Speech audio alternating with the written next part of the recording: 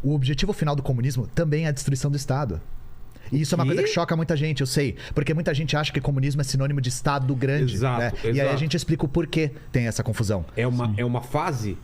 Exatamente. É uma fase. Nós estamos sob o modo de produção capitalista. O modo de produção é a interação entre forças produtivas e relações de produção. O que isso quer dizer? As forças produtivas no capitalismo são extraordinárias. Pela primeira vez na história, a humanidade teve uma capacidade produtiva imensa. Tanto que o capitalismo inaugura uma coisa inédita para a humanidade, que é crise de excesso. Antes do capitalismo, a gente sofria com escassez. O capitalismo ele inaugura a superprodução, a crise de superprodução.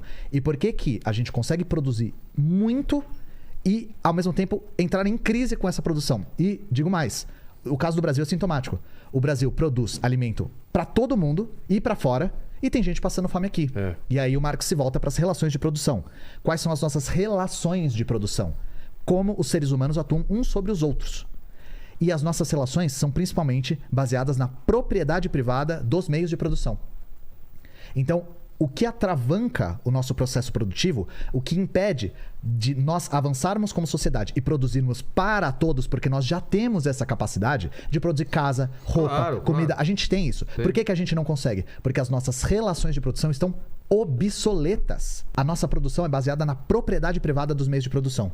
E aí o que o Marx diz? Nós temos que romper com isso. A propriedade privada dos meios de produção é justamente a burguesia que controla todos os elementos que garantem a produção da vida material. O campo, a indústria, internet, cinema, pode ser um monte de coisa, né? Porque todos esses elementos é o que constituem essa forma de dominação. Então, Marx vai dizer que existe essa obsolência desse modo de produção, porque isso acaba só produzindo elementos de crise de superabastecimento, e essas crises vão acabar fazendo com que o capitalismo precise aumentar a sua exploração, aumentar a sua relação de exploração contra os trabalhadores. Então, mas não é uma coisa boa, a princípio, esse excesso, esse excedente? Então, aí é a grande pergunta que o Marx faz.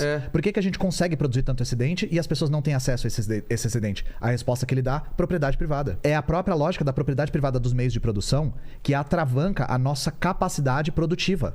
Mas vai acontecendo desses trabalhadores terem mais poder de compra e consumir as coisas, então, ou não? Depende. Depende, de novo, circunstancialmente de cada época. No Brasil, a gente vê que não é um fato. A fome no Brasil é falta de alimento? Não é. É falta de acesso, não é? Essa é a grande contradição do capitalismo. Por quê? Porque no capitalismo, se uma mercadoria não se transforma em capital, ela é